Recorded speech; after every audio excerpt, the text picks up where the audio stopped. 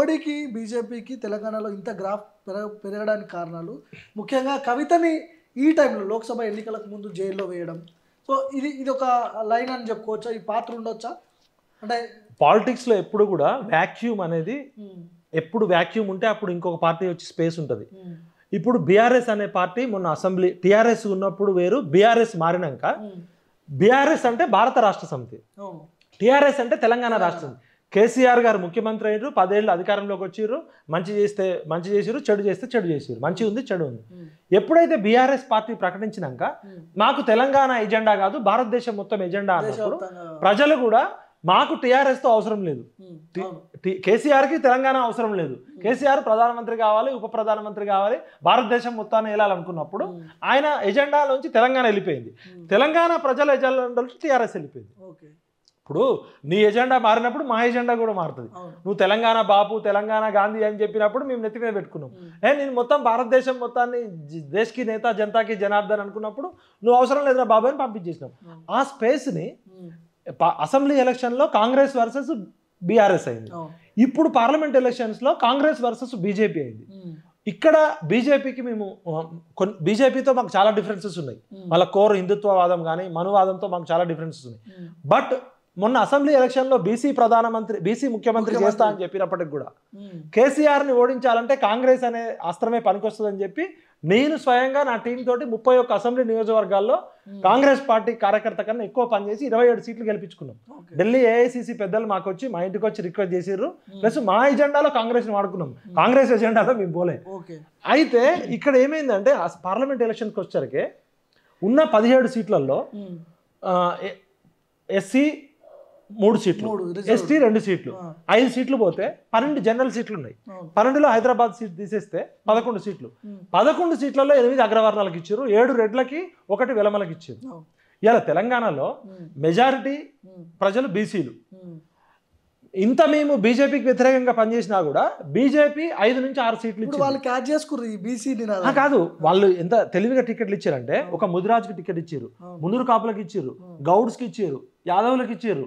దీంతో ఏమైందంటే ఇంత సామాజిక కులగణన అని చెప్తున్న రాహుల్ గాంధీ ఒకవైపు బీసీలకు అన్యాయం జరిగింది, ప్రధానమంత్రి ఆఫీస్లో బీసీలు 2 ఉన్నారు, సెక్రటరియట్లో 90 మంది ఉంటే 2 కూడా లేరు, మీడియా సంస్థలన్నీ అగ్రవర్ణాల చేతిలో ఉన్నాయి, ఇండస్ట్రీలన్నీ బీసీలకి తీవ్ర అన్యాయం జరిగిందని చెప్తూ కాంగ్రెస్ పార్టీ అధికారంలోకి వచ్చిన తెలంగాణలో ఎమ్మెల్యే టికెట్లప్పుడు గెలుపు గుర్రాలని చెప్పి ఎమ్మెల్యే టికెట్లప్పుడు గెలుపు గుర్రాలు 50% టికెట్లు రావాలి కదా, అప్పుడు లేదు బీసీలు గెలిచేటోళ్ళు లేరు, డబ్బులు లేవు, కేసీఆర్ని కొట్టాలంటే డబ్బున్నోళ్ళే కావాలి, అధికారంలోకి వచ్చినాక మేము నామినేటెడ్ పోస్టులు ఎమ్మెల్సీలు ఎంపీలు ఇస్తామని చెప్పారు, అప్పుడు మమ్మల్ని కన్విన్స్ చేశారు. కానీ బీజేపీ కాంగ్రెస్ కన్నా ఎక్కువ టికెట్లు ఇచ్చింది. ఇవాళ బీఆర్ఎస్ మేము ఇంత వ్యతిరేకించిన బీఆర్ఎస్ 6 టికెట్లు ఇచ్చింది. మరి కాంగ్రెస్ పార్టీ ఆ రోజు ఎమ్మెల్యే టికెట్లలో డబ్బులు లేవు బీసీల దగ్గర అని చెప్పారు, మరి మధు యాష్కి ఎందుకు టికెట్ ఇవ్వలే? బీసీలలో చాలా మంది కొట్లాడారు కదా తెలంగాణ కోసం, బీసీలలో లీడర్స్ కూడా ఉన్నారు కదా. ఇలా గెలిచే ఖమ్మం సీటు అంటే ఇప్పుడు వాళ్ళు బీసీలకు టికెట్లు ఇచ్చే ఆ లైన్లో కూడా ఓడిపోయే సీట్లు ఇస్తున్నారు. ఇప్పుడు మీరు అనాలిసిస్ చేస్తే ఇప్పుడు కాంగ్రెస్ పార్టీ 100% ఎక్కడ గెలుస్తుంది? ఖమ్మంలో గెలుస్తుంది, నల్గొండ గెలుస్తుంది. ఖమ్మంలో 75 సంవత్సరాల నుంచి ఒక్క బీసీకి ఏ పార్టీ టికెట్ ఇవ్వాలి? MP ticket. ఆడ ఉన్న 10 సీట్లలో ఎస్సీ ఎస్టీ సీట్లు పోతే ఉన్న జనరల్ సీట్లు మొత్తం ఖమ్మంలోకి లేకపోతే రెడ్డోళ్ళకి. పొంగులేటి శ్రీనివాసరెడ్డి గారు నాకు మంచి మిత్రుడు, అన్నలాంటోడు. ఆయన తెలంగాణ ఉద్యమకారుడు కాదు, తెలంగాణ సమాజంతో సంబంధం ఉన్నోడు కాదు. ఆయన జగన్ అనుచరుడుగా వైఎస్ఆర్సీపీలో ఎంపీగా గెలిచిండు. ఖమ్మం జిల్లాలో కమ్మ వర్సెస్ నాన్ కమ్మ పోలరైజేషన్ ఉంటుంది. నాన్ కమ్మ ఓట్లు ప్లస్ జగన్ ఇమేజ్ తోటి ఆయన అదృష్టవశాత్తు ఎంపీ అయిండు. ఆయన వ్యాపారవేత్త, 100% మంచోడు, సమాజానికి ఉపయోగపడేటోడు.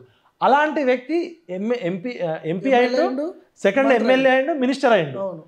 అదే ఎక్కువ అనుకుంటే ఆయన ఏం చేసిండు? గెలిచినాక నా తమ్ముడికి కావాలి లేదా నా వియంకుడికి కావాలన్నాడు. ప్రసాద్ రెడ్డికి లేదా వియంకుడికి.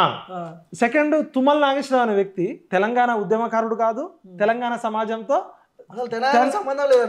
ఆయన రాజకీయాల్లో ఉన్నాడు, సీనియరు, టీడీపీ నాయకుడు, రెస్పెక్ట్ ఇస్తాం. బట్ తెలంగాణ ఉద్యమంతో సంబంధం లేనుడు, ఉద్యమంలో ఏ రోజు పార్టిసిపేట్ చేసినోడు కాదు, ఒక రకంగా వ్యతిరేకించినోడు ఇంటర్నల్ గా. మరి అలాంటి వ్యక్తిని కేసీఆర్ నెత్తిన పెట్టుకున్నాడు, మంత్రి పదవి ఇచ్చిండు. ఆయన రాజకీయ జీవితం అయిపోయింది, ఐసీలో ఉన్నోడిని తీసుకొచ్చి ఎమ్మెల్సీ చేసి మంత్రి చేసిండు. ఇవాళ రేవంత్ రెడ్డి గారు కూడా ఆయన పరిపాలన దక్షత ఆయన సీనియారిటీ గుర్తించి ఎమ్మెల్యే చేసిండు, మంత్రి చేసిండు. అదే ఎక్కువ అనుకుంటే ఆయన నా కొడుకు ఎంపీ కావాలన్నాడు. ఇంకో ఆయన ఎవరు బట్టి విక్రమార్క, ఆయన ఆల్రెడీ సివిల్ సర్వీస్ ప్రిపేర్ అయ్యిండు, దళిత నేత, మంచి ఇంటెలెక్చువల్ అనే పేరుంది. ఆయన ఎమ్మెల్యే అయ్యిండు, మినిస్టర్ అయ్యిండు, ప్రతిపక్ష నేత. వాళ్ళ తమ్ముడికి మళ్ళీ నాగర్ కర్నూలు టికెట్ ఇప్పించుకున్నాడు. నా భార్యకి అంటే ఈ ఖమ్మం జిల్లా పాలిటిక్స్ అర్థం చేసుకుంటే మీకు అర్థమవుతుంది సామాజిక న్యాయం అనేది ఇంత దారుణంగా జరుగుతుంది. అధికారంలోకి వచ్చింది కాంగ్రెస్ పార్టీ, మొత్తం 7 నియోజకవర్గాలు. వీళ్ళెవ్వరు కూడా పొంగులేటి శ్రీనివాసరెడ్డి రాజకీయాల్లోకి కాంగ్రెస్ లో రాకముందే అక్కడ కాంగ్రెస్ పార్టీ 9 సీట్లు గెలిచింది. మల్లు బట్టి విక్రమార్క మధిర తప్ప బయటకు వెళ్తే ఆయనకి ఎక్కడ పరపతి లేదు. తుమ్మల నాగేశ్వరరావు గారు జిల్లా మొత్తం ఇన్ఫ్లుయెన్స్ ఉన్నప్పటికీ కూడా ఒక ఖమ్మంలో గెలవడమే కష్టం, ఓడిపోయినాడు ఆయన. ఇదే పువ్వాడ అజయ్ చేతిలో ఓడిపోయాడు. వీళ్ళెవరు రాష్ట్రం మొత్తం తిరిగి నాయకులు కాదు, జిల్లా మొత్తము వీళ్ళెవరితో సంబంధం లేకుండా కూడా అక్కడ కమ్యూనిస్టులు ఫేడ్ అవుట్ అయ్యారు. ఉన్నది కాంగ్రెస్ పార్టీ. టీఆర్ఎస్ పార్టీ లాంటిది 14 ఏళ్ళు కష్టపడితేనే ఒకసారి కొత్తగూడెంలో గెలిచింది, ఒకసారి 100 కోట్లు ఖర్చు పెట్టి పువ్వాడ అజయ్ గెలిచిండు. అక్కడ కాంగ్రెస్ పార్టీ ఫస్ట్ నుంచి బలంగా ఉంది. కాంగ్రెస్ వర్సెస్ కమ్యూనిస్టులు. పొంగులేటి శ్రీనివాసరెడ్డి రాకముందే 9 సీట్లు గెలిచింది. కేసీఆర్ తలకిందులుగా తపస్సు చేసినా 1 సీటు కన్నా ఎక్కువ రాలే. అది కాంగ్రెస్ పార్టీ కంచుకోట. అయితే కమ్యూనిస్టులు లేకపోతే కాంగ్రెస్ పార్టీలు వీళ్ళు సరే, వీళ్ళు పెద్ద నాయకులు, సీనియర్లు, హ్యాట్స్ ఆఫ్. వీళ్ళు కుటుంబ ఫ్యామిలీ క్లబ్లా, వీళ్ళకి రాజ్యాంగం తెలియదా, ప్రజాస్వామ్యం తెలియదా? నా కొడుక్కి ఇస్తా, నా భార్యకి ఇవ్వండి, నా తమ్ముడికి ఇవ్వండి, నా వియ్యంకుడికి ఇవ్వండి. మరి రేవంత్ రెడ్డి గారు సోయి ఎట్టుపోయింది? ఆయన మొన్న TV9 ఇంటర్వ్యూలో ఆంధ్రజ్యోతి ఆయన TV9 రజనీకాంత్ ఒక మాట అడుగుతాడు. రేవంత్ రెడ్డి గారు ఖమ్మం జిల్లా, ఖమ్మ ఆధిపత్యం ఉన్న జిల్లా, అసలు ఖమ్మం జిల్లా అంటేనే కమ్మలు, అలాంటి జిల్లాలో మీరు ఖమ్మం ఎంపీ టికెట్ ఖమ్మంలోకి ఇవ్వకుండా ఎట్లా అన్యాయం చేస్తారని అడుగుతాడు రజనీకాంత్ గారు. రజనీకాంత్ గారు కూడా ఖమ్మం ఆయన అడిగిండు. ఈయన ఏం చెప్తాడు రేవంత్ రెడ్డి గారు, అన్న మీరు ఒక్కసారి ఆ ఇంటర్వ్యూ రేవంత్ రెడ్డి గారు మీరు చూసుకోండి మళ్ళీ ఒకసారి ఏం చెప్పారు. అవునవును, ఖమ్మంలోకి అన్యాయం జరిగిన మాట వాస్తవమే, తప్పకుండా నేను న్యాయం చేస్తా, కానీ నేను అన్ని రకాల పోస్టులు వాళ్ళకే ఇచ్చిన, నామినేటెడ్ పోస్టులు 4 ఇచ్చిండట. జిల్లా నుంచి ఉన్నాయే తిప్పి కొడితే 4. మన్నే సతీష్ అని ఆయన తెలంగాణ ఉద్యమంతో సంబంధం లేదు, తెలంగాణ సమాజంతో సంబంధం లేదు. ఆయన చంద్రబాబు నాయుడుకి దగ్గరగా ఉన్నాడు, సోషల్ మీడియాలో పనిచేసినట్టు. ఆయనకు ఒక నామినేటెడ్ పోస్ట్ ఇచ్చారట. ఇంకెవరో రాయల నాగేశ్వరరావు కరెక్ట్ ఆయనకి నామినేటెడ్ పోస్ట్ ఇచ్చారట. 2 PROలు ఉన్న 4 PROలో 2 ఖమ్మం జిల్లా ఖమ్మంలో, ఒక విజయ్ కుమార్, ఒక శ్రీనివాస్, 2 ఖమ్మ సామాజిక వర్గం. ఇవి ఆయన ఇచ్చుకున్నాడా? Party NSUI president Kamma, youth Congress president Kamma, మహిళా Congress president Kamma, district Congress president Kamma. Party పోస్టులు ఇవి. నామినేటెడ్ పోస్టులు ఉన్నాయి మొత్తం వాళ్ళకే.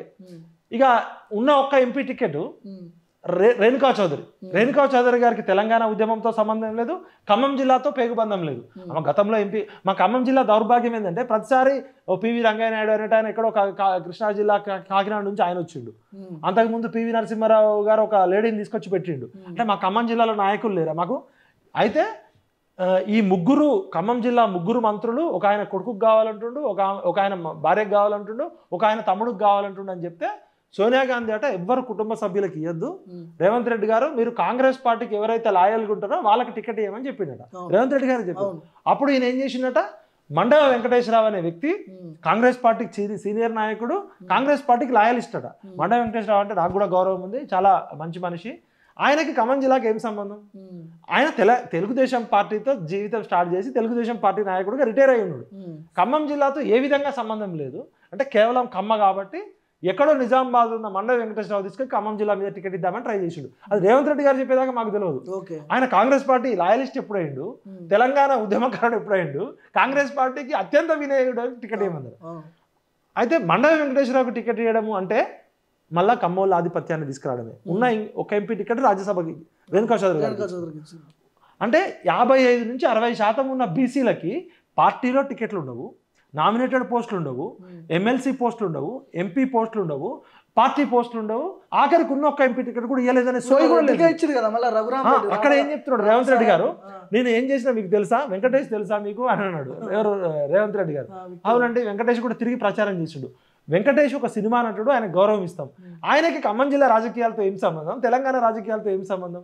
అంటే వెంకటేష్ తన కూతుర్ని ఒక రఘుమారెడ్డి అనే ఒక పెద్ద భూస్వామికి, ఒక ఆసామికి ఇస్తే ఖమ్మ ప్లస్ రెడ్డికి ఇచ్చినాం టికెట్ చూసినాం ఎంత తెలివికి ఇచ్చినాము మేము. ఓకే ఖమ్మోళ్ళు రెడ్డోళ్ళు, ఖమ్మం జిల్లాలో ఉన్న ఖమ్మోళ్ళ పర్సెంట్ 2% 3% ఉంటుంది, మిగతా తెలంగాణలో పోలిస్తే కొద్దిగా ఎక్కువ ఉంటారు. రెడ్డీస్ 1% 2% ఉంటారు. ఈ 1% 2% ఉన్న వాళ్ళ గురించి ఇంత చెప్తున్నావు కదా, 55% ఉన్న వాళ్ళకి ఒక టికెట్ కూడా రాలేదు, ఒక సీటు కూడా ఇవ్వలేదు, ఒక పార్టీ పదవి కూడా ఇవ్వలేదు అనే సోయి ఎందుకు లేదు రేవంత్ అన్న? హనుమంతరావు కూడా ఖమ్మం జిల్లాకు సంబంధం లేదు, అక్కడ ఖమ్మం జిల్లాలో చాలా మంది ఉన్నారు. ఆయన బీసీ నాయకుడు పక్కకు పెట్టండి, ఖమ్మం జిల్లాలో చాలా మంది కాంగ్రెస్ పార్టీలో పార్టీ కోసం పనిచేసి ప్రాణాలు కోల్పోయిన వాళ్ళు చాలా మంది ఉన్నారు. మాకు వేరే జిల్లా వాళ్ళు ఎందుకు? తెలంగాణ ఉద్యమం వచ్చిందే భూమిపుత్రుల కోసం కదా. రేవంత్ రెడ్డి అన్న ఇక్కడ నీ అజ్ఞానము నీ అపరిపక్వత బయటపడ్డది.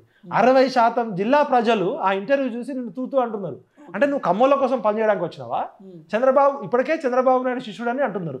నువ్వు బహిరంగంగా ఆ ఇంటర్వ్యూలో నేను ఖమ్మంలకు అన్యాయం జరిగింది, ఇంకా న్యాయం చేస్తా, నీకేమన్నా పర్సనల్గా వాళ్ళు ఫైనాన్షియల్గా బెనిఫిట్ చేసిరు, లేకపోతే ఆంధ్రజ్యోతి రాధాకృష్ణ నీకేమైనా బెనిఫిట్ చేసిండు, TV5 నాయుడు ఏమైనా బెనిఫిట్ చేసిండు అంటే నువ్వు వాళ్ళకి పర్సనల్గా బిజినెస్ బెనిఫిట్ చేయని చెప్పి మా ఖమ్మం జిల్లాలో ఉన్న 60% ప్రజలని నువ్వు బహిరంగంగా అవమానించినావు.